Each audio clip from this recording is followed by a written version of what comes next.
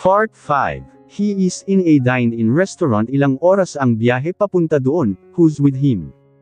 If he's with his friends, I'm pretty sure na sa bar sila magtutungo.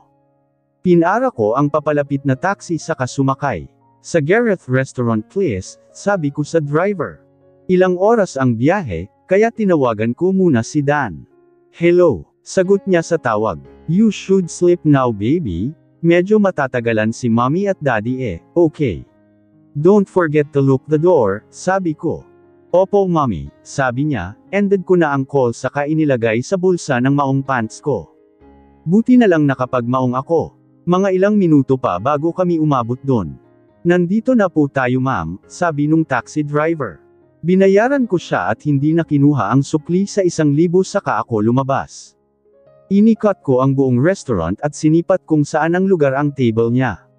He's with someone. A woman. Who is she? His mistress.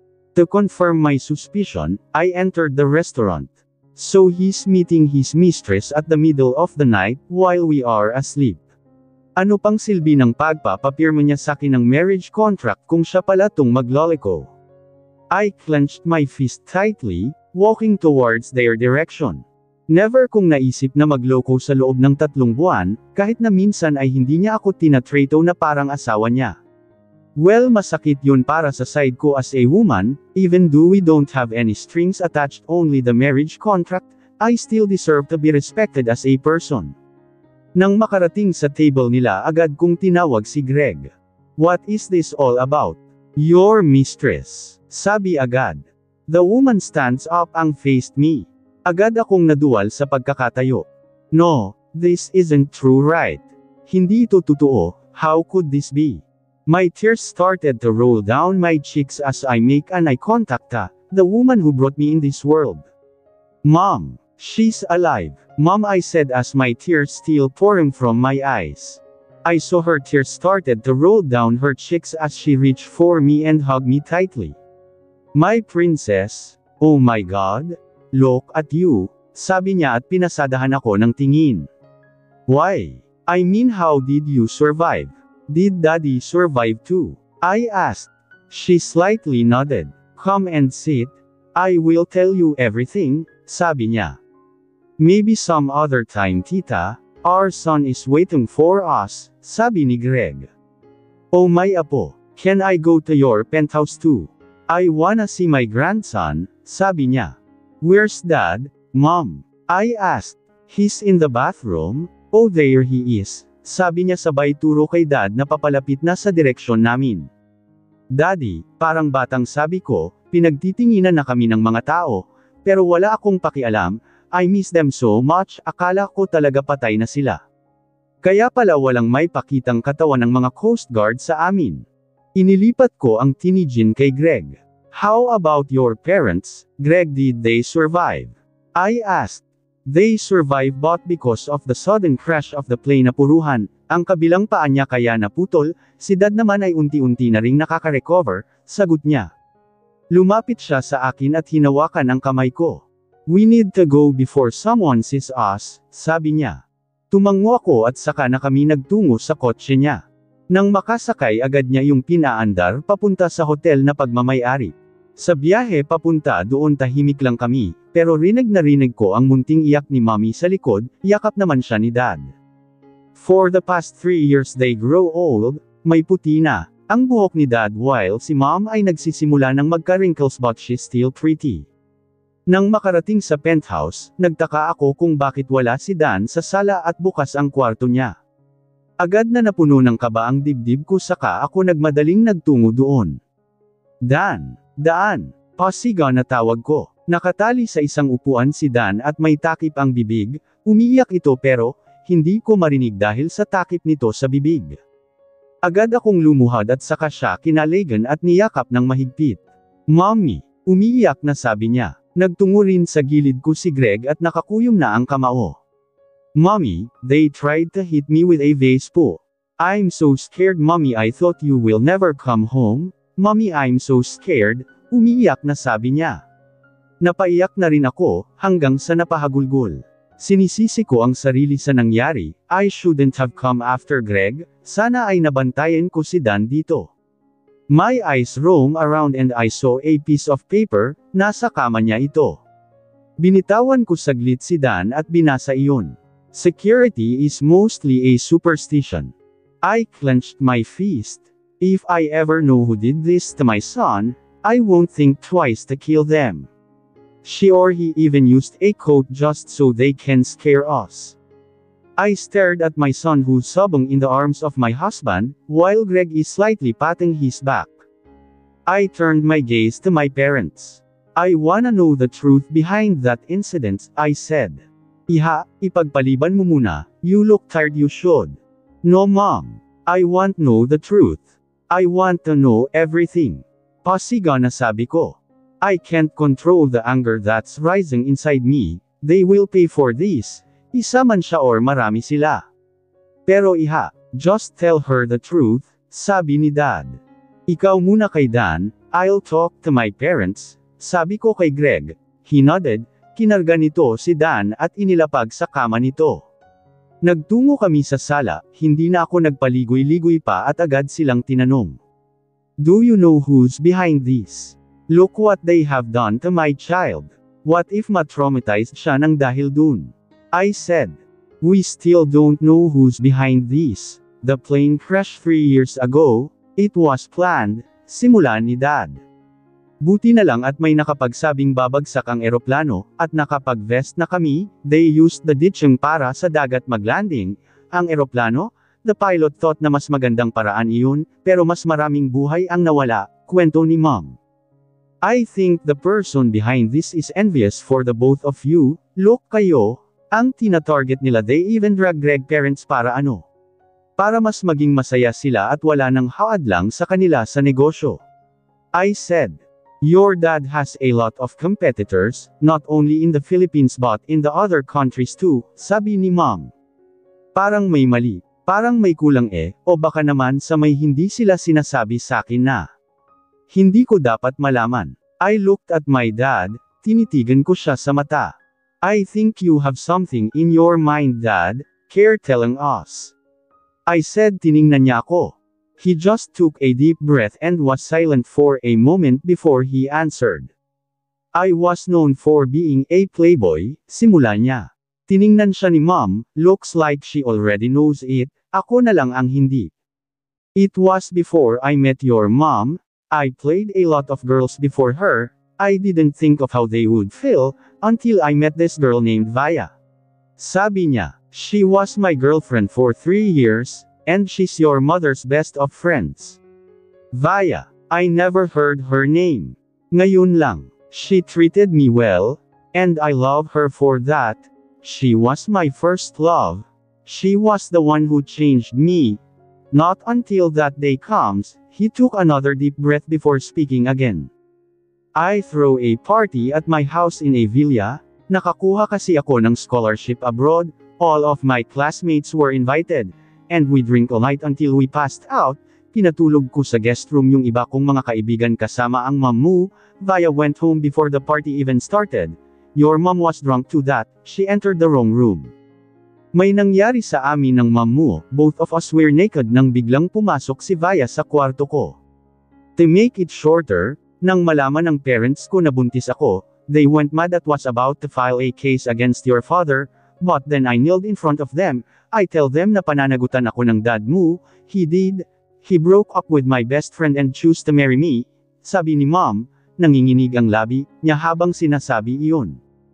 I stared at them blankly, I never acted at them in this way but for now I needed to, para makuha ko ang sagot sa katenganan sa isip ko. So your marriage is like a marriage inconvenience. I said. So if walang nangyari sa inyo, wala sana ako at yung best friend sana ni Mom, ang makakatuluyan mo Dad. I asked Dad but he remained silent. Kuha ko na, kaya pala madaming galit kay Dad kasi playboy siya tama. They even included us in their anger because of you. I said. Well technically yes, I love my parents so much, I miss them too.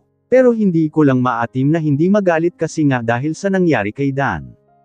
What if isa pala sa mga ex mo ay maimpluwensya? What if she'll use her powers for revenge? I said. Iha, huminahon ka muna, ngayon pa ba tayo mag-aaway-away?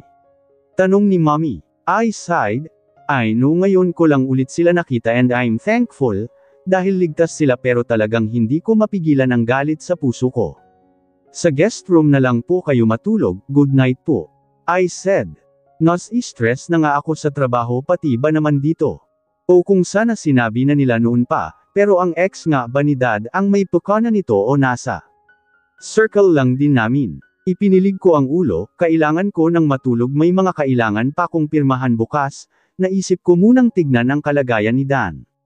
Nagsimula na akong maglakad papunta sa kwarto niya para silipin ito. Dan is already asleep, namumugto ang mata nito siguro sa takot, kumikinang ang pilak mata nito dahil sa luha. Nasa gilid niya si Greg.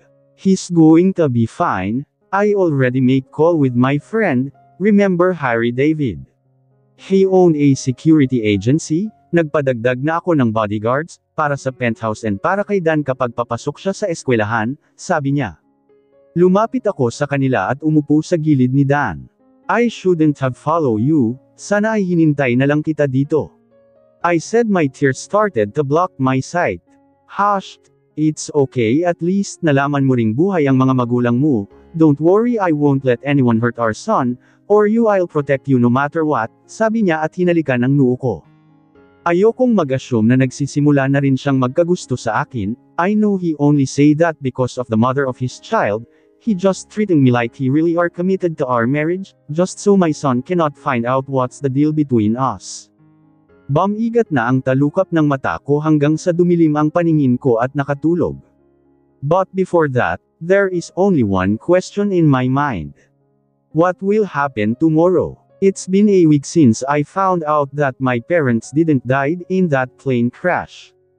And after we received a death threat, agad kaming nagpa-double ng security. I don't know pero may kutob akong isa sa mga ex ng dad ko noon, ang may pukana ng lahat ng ito o isa sa nga business competitors namin. I am still the CEO of my father's company, hindi pa sila nagpapakita ulit sa kumpanya, dahil alam kong mabibigla ang mga employees and ang media. I'm in my office while checking all the files na nakapatong sa lamesa ko, I need to read then sign it. Mahirap gawin ang ngayon lalo pat wala akong reading glasses, it made my eyes hurt a bit. I rub my eyes using the back of my hands. Before massaging my forehead, I am really stressed, this past few days thinking about, what should I do to make them stop or to find out who's behind this death threat. I heard a knock in my office door, I didn't bother to answer and wait for the person to come in. Did you already eat your lunch? Greg asked, as he closed the door behind him. I shrugged my shoulder to answer him. Come and join me then. He said saka ako pinuntahan at inilahad ang kamay nito sa harap ko. I can skip lunch. I still have important things to do, Anne. I won't let you skip your meals. Come with me and let's have our lunch, madiing sabi niya. I'm fine, Greg. Marami naman akong nakain kanina sa breakfast, sabi ko. Don't be so stubborn, will you? You'll come with me or else, banta niya. Or else what? Pipilitin mo ko. Di pa nga ako gutom, sabi ko. Or else, I'll eat you, sabi niya saka ako tinignan at unti-unting lumapit papunta sa akin. Edi kainin what? What the hell, Greg? I exclaimed nang bigla ako nitong kinarga na parang sako, ng bigas at isinampa sa balikat nito. Ibaba mo ko, sabi ko at pinagbabayo ang likod nito. Stop it, ihuhulog talaga kita, sabi niya. Ibaba mo, sabi ako Sabi ko ulit. Lumabas kami sa opisina ko, nakita kong nakatingin si Kai, samin nang hingi ako ng tulong pero hindi ako nito pinansin abat. Sisisantihin ko ito bukas. Nasa elevator na kami ngayon at pababa na sa ground floor at nang makalabas sa elevator, pinagtitinginan ulit kami ng mga employees ko. Nilakihan ko sila ng mata pero tinuwanan lang nila ako saka na sila tumalikod at ipinagpatuloy ang ginagawa. Nagtungo kami sa parking lot, limousine ulit ang gamit niya, kaya nang mapagbuksan kami nung lalaking nagtulak sa kinoon, remember Chet. Ibinagsak ako ni Greg upuan saka siya pumaibabaw. Well, we can still do what couple do in bed while we are here, Sabi niya saka ako inatake ng halik. Just go ang sabi ko pahinga hindi dagdag sakit sa katawan.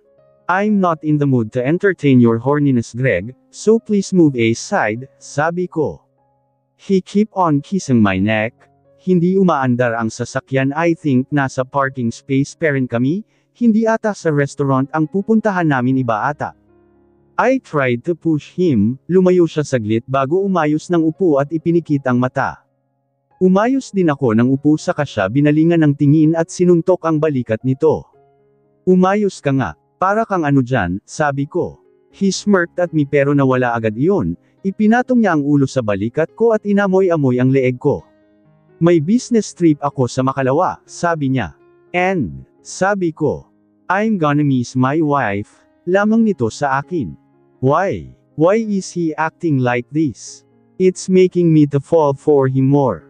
He isn't like this nung ipakasal kami, yes may pinagsamahan kami at I think ako lang ata ang nahulog, I still love him, pero bakit parang sa ikanikilos niya parang pareho kami ng nararamdaman? I won't miss you, matabang na sabi ko. I'm sure you do, sabi niya. We aren't committed in this marriage, it's just an arrangement. Sabi ko ulit. Lumayo siya bahagya sakin. I am, sabi nito, nilangon ko ito nang nagtataka. Since when? I asked. Since that day I brought you in that prostitution company, sabi niya. You're lying. I am not. Prove that to me. Open your legs then, sabi niya at nakakaloko akong nginitian. Shut up, pervert, sabi ko saka akmang sasampalin siya. Nah, I won't let you slap me, you should taste heaven first, before you can do that. Sabi niya at sinunggaban ako ng halik at saka ako idiniin sa upuan ko. There was some part of me na against sa ginawa niya, pero may parte din sa akin na gusto rin yun. Gusto kong magprotesta pero nang magsimula ng mag-init, ang pakiramdam ko nang dahil sa ginawa niya ay hinayaan ko na siya at sinagot ang halik niyang iyon. Kisses after kisses, touch after touch. I can't stop anymore, I need more of him, I need more of his touch. His kisses were passionate and gentle like I am the most expensive porcelain in this world. Only Greg can drive me crazy like this. From being passionate, he became more aggressive, my attire was now ruined because of him, he unhooked my bra and kissed my right boob, his right hand is massaging my left boob, napapaliad na lang ako sa sarap. He was about to tear my dress when suddenly there was a knock on the car door, agaran akong lumayo at inayos ang sarili. Greg took off the coat he was wearing and placed it on my thigh, I quickly put on the bra and the dress again.